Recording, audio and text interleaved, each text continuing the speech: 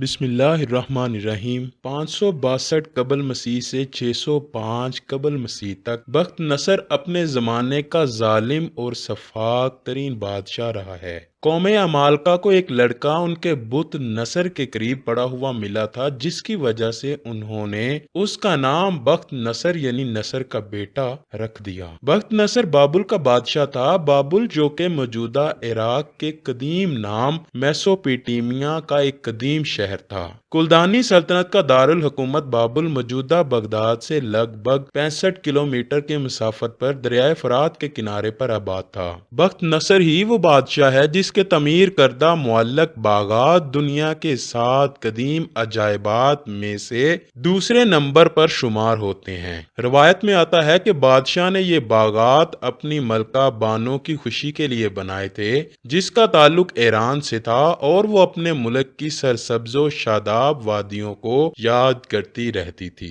6 صدی عیسوی میں جب بنی اسرائیل کی بدعمالیاں بہت زیادہ بڑھ گئیں، ان پر خدا کی طرف سے یہ عذاب آیا کہ بخت نصر نے بہت بڑی فوج کے ساتھ بیت المقدس پر حملہ کر دیا اور شہر کے 1 لاکھ باشندوں کو قتل کر دیا اور 1 لاکھ سے زائد ملک شام میں ادھر ادھر بکھیر کر آباد کر دیے۔ 1 لاکھ کو گرفتار کر کے لونڈی اور غلام بنا لیا۔ حضرت عزیر علیہ السلام بھی انہی قیدیوں میں سے تھے۔ اس کے بعد اس بادشاہ نے پورے شہر بیت المقدس کو توڑ پھوڑ کر مسمار کر دیا۔ کچھ دنوں کے بعد حضرت عزیر علیہ السلام جب کسی طرح بخت نصر کی قید سے رہا ہوئے تو ایک گدھے پر سوار ہو کر اپنے شہر بیت المقدس داخل ہوئے۔ اپنے شہر کی ویرانیوں بربادی دیکھ کر ان کا دل غمگین ہو گیا اور وہ رو پڑے، چاروں طرف چکرا کر دیکھنے لگے، مگر انہیں کسی انسان کی شکل نظر نہ آئی۔ ہاں، یہ دیکھا کہ وہاں کے درختوں پر خوب زیادہ پھل آئے ہیں جو پک کر تیار ہو چکے ہیں، مگر کوئی ان پھلوں کو توڑنے والا نہیں۔ یہ منظر دیکھ کر نہایت ہی حسرت و افسوس کے ساتھ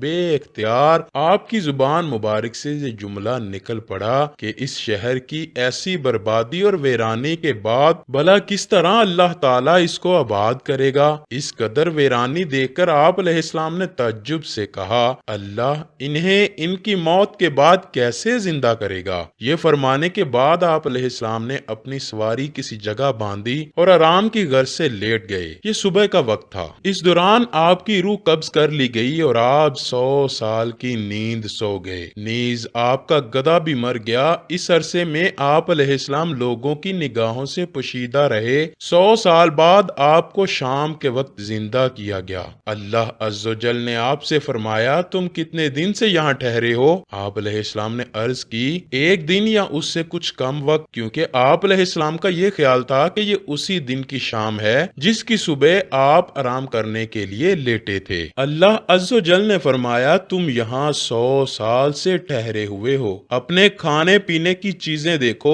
ویسی ہی صحیح سلامت ہیں، اور اپنا گدھا دیکھو کس حال میں ہے۔ جب آپ علیہ السلام نے کھجوریں اور انگور کا رس دیکھا تو واقعی دونوں کی تر و تازگی میں کوئی فرق نہ آیا تھا، جبکہ گدھا بالکل گل سڑ گیا تھا، اس کے اعضاء بھی بکھر گئے تھے، صرف سفید ہڈیاں نظر آ رہی تھیں۔ دیکھتے ہی دیکھتے گدھے کے اعضاء جمع ہو کر آپس میں ملنے لگے، ہڈیوں پر گوشت اور کھال آ گئی اور گدھا زندہ ہو کر آوازیں نکالنے لگا۔ قدرت خداوندی کا یہ شاندار و بے مثال نمونہ دیکھتے ہی آپ علیہ السلام کی زبان پر جاری ہو گیا، میں خوب جانتا ہوں کہ اللہ عز و جل ہر چیز پر قادر ہے۔ اس کے بعد حضرت عزیر علیہ السلام اس جگہ پہنچ گئے جہاں 100 برس پہلے آپ کا مکان تھا، تو نہ کسی نے آپ کو پہچانا اور نہ آپ نے کسی کو پہچانا۔ ہاں، البتہ یہ دیکھا کہ ایک بہت ہی بوڑھی اور اپاہج عورت مکان کے پاس بیٹھی ہے جس نے اپنے بچپن میں حضرت عزیر علیہ السلام کو دیکھا تھا۔ آپ نے اس سے پوچھا کہ کیا یہ عزیر کا مکان ہے؟ تو اس نے جواب دیا، جی ہاں۔ پھر بڑھیا نے کہا، عزیر کا ذکر کیا؟ اس کو تو 100 برس ہو گئے، وہ بالکل ہی لاپتہ ہو چکا ہے۔ یہ کہہ کر بڑھیا رونے لگی تو آپ علیہ السلام نے فرمایا کہ اے بڑھیا، میں ہی عزیر ہوں۔ تو بڑھیا نے کہا، سبحان اللہ، آپ کیسے عزیر ہو سکتے ہیں؟ آپ علیہ السلام نے فرمایا، اے بڑھیا مجھ کو اللہ تعالیٰ نے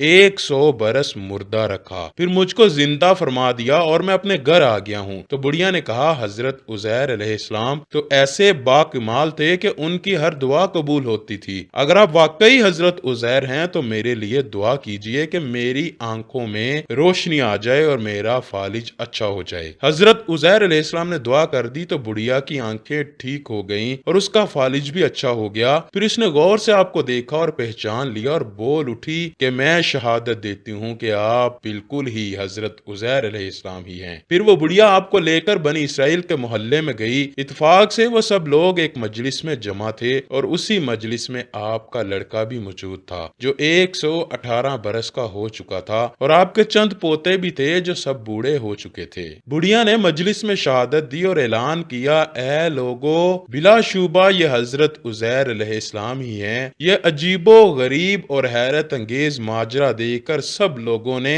ایک زبان ہو کر یہ کہنا شروع کر دیا بے شک حضرت عزیر علیہ السلام یہی ہیں اور یقیناً یہ خدا کے بیٹے ہیں۔ چنانچہ اسی دن سے یہ غلط اور مشرکانہ عقیدہ یہودیوں میں پھیل گیا کہ معاذ اللہ حضرت عزیر علیہ السلام خدا کے بیٹے ہیں۔ اللہ پاک سے دعا ہے کہ وہ ہمیں ہر گناہ سے بچا کر نیک اعمال کرنے کی توفیق عطا فرمائے اور ہمیں نبی مکرم صلی اللہ علیہ وآلہ وسلم اور ان کی آل سے سچی و پکی محبت عطا فرمائے۔